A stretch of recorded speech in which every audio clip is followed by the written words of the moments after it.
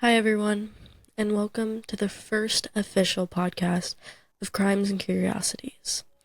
Now, as our first podcast, I am doing a test run with my setup and how I'd like to produce this. So, I don't have any friends in this one yet, but I'm hoping to have some friends who can chime in and talk with me and have some thoughts on the cases that I have to talk about for my YouTube channel. So today we're going to start with the case of Ally Kostial. Now, I wanted to talk about this case specifically because being a college student myself, I never really thought much about the people and the campus around me because I have always felt this campus as safe, and I never had a problem with the people that I surround myself. But for others at other colleges or even here, that's not necessarily the case. And I really think this case is important to talk about to give more perspective to young adults who are going into college, or even parents that are sending their kids away for college, for the signs to look out for people in your life, or even to gain a perspective of college and what could happen in college. So, not only did I want to talk about that and really educate people on that part of college, but I also wanted to talk about this case because just 7 months ago was the 5th anniversary of her murder, and on July 19th, 2019, Ally Kostial was taken from this world cruelly and unimaginably, which is something that could have been heavily prevented, which is the craziest part about this case, because a lot of instances like this and a lot of cases like this, they could be prevented. And just by talking to family or talking to your friends, there could have been a different outcome. So I guess that's what I want to show, and I want to have people listen and to understand where I'm coming from. So I guess let's just get right into it. So Ally was only 21 years old, and I'm 21 now, and I only turned 21 a couple months ago, and just thinking about someone my age with so much life to live and so many opportunities in their life, it is a case that I now believe is really dear to my heart, because thinking about her family and just how young she was, I want to show her as a caring and bubbly and outgoing person, which is how everyone in her life described her. But I also want to have that educational part to have people understand. So, before I get into any of the other details, I just want to add that this video contains mature themes, and I'll be talking about some things that some viewers would find upsetting. So, I'd like to just say viewer discretion advised, and if you get upset with some topics, then I would either fast forward or I wouldn't watch. So, jumping in, Ally was a college student at Old Miss College, where she was her happiest. But unfortunately, this would become the place that she would meet a man who would eventually end her life.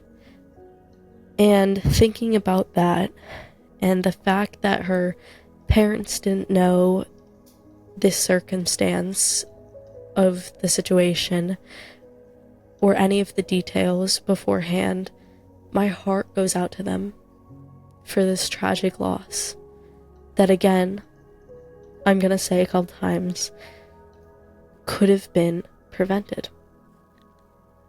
Her name was Alexandria Madison Kostial, but most of her loved ones called her Ally. She was born September 11th, 1997, to her parents Cindy and Keith. Along with her brother Andrew, Ally was born and raised in St. Louis, Missouri, which is where she lived until she attended college in Mississippi. Growing up, Ally was said to be happy and an upbeat child, which seemed to have never changed in her life. While learning about Ally, it seemed that she radiated happiness and positivity, and she lit up every room that she walked into.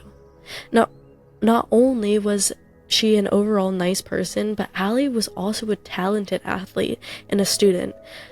While attending high school from 2012 to 2016, she was a member of the track team, a field hockey team, the golf team, cheerleading team, and so many clubs, including National Honor Society.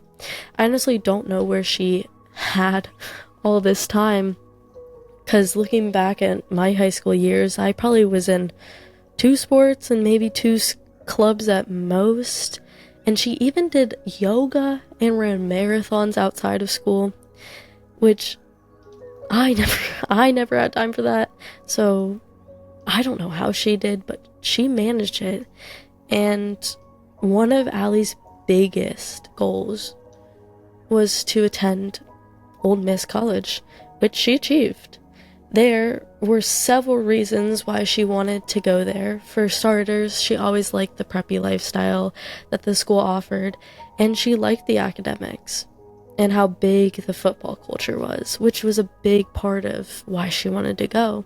She liked the big schools, and she even ended up joining a sorority, which was huge in the South. I mean, going to a school in the South, you either join a sorority or you don't, but usually a lot of the students do, because that is a huge part of it. And she even ran a golf club, which is really cool.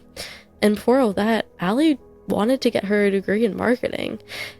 With all the work that she was doing in school, she even maintained a great social life outside of it. But just like a lot of girls, I mean, our age, my age, even younger, Ally wanted a boy to share it with.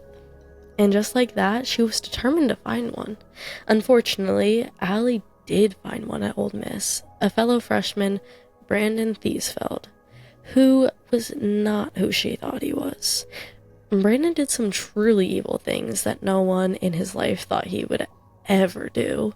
It all started Ally's freshman year, and I remember the highs and lows of my freshman year.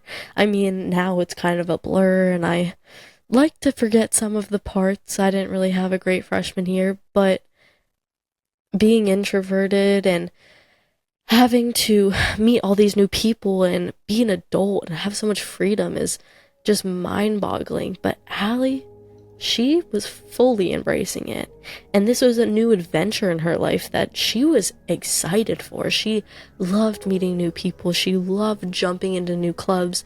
This was something that she really, really enjoyed. And one of those people was Brandon, who was from Fort Worth, Texas, and when she met him, she crushed on him immediately. Many of her friends said that they had a off and on relationship for about 3 years, but never put labels on things. Dating is not the word I would use for these two, especially since they had never been on a real date in 3 years of seeing each other. I mean, Ally would bring him to social events like sorority mixers or date party, but I don't know. I don't think I would count those as dates, and I don't think a lot of you would either. And I guess you could call it a date, but I will not. At some point, Brandon would straight up block her number for weeks on end, or even months. But she kept hopeful that one day they would be together. and hopefully with a label. I think what is complicating about these two is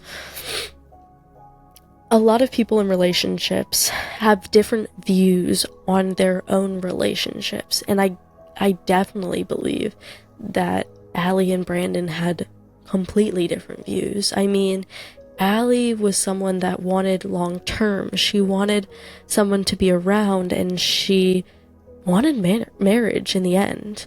But Brandon, he didn't want the same. People who knew Brandon knew him as a womanizer who strings multiple girls along until he's done with them, which he did to Ally.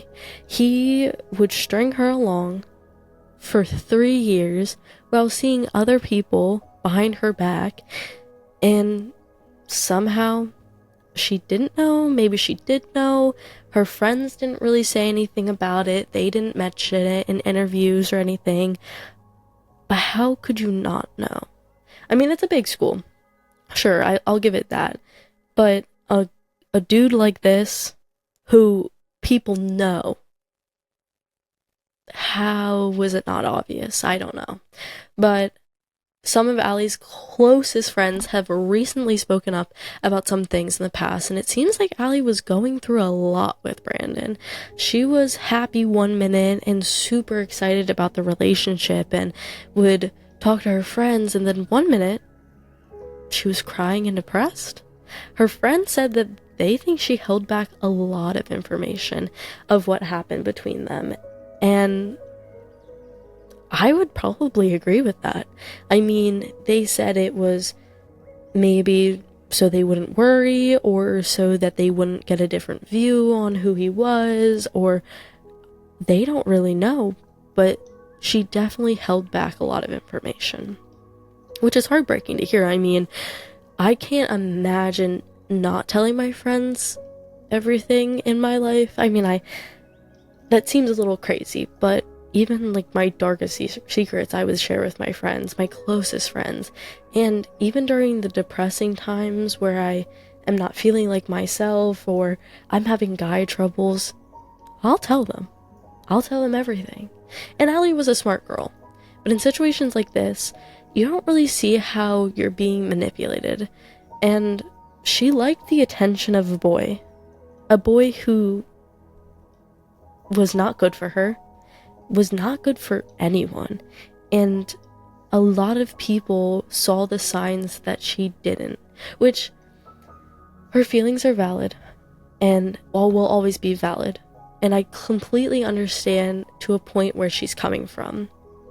And I'd like to reiterate that in no way was this her fault at all. I mean, there was so many strings to this story, and there's so many parts that I will end up getting to that really puts it in perspective of what you don't tell your parents, what you don't tell your friends, and what you should tell them.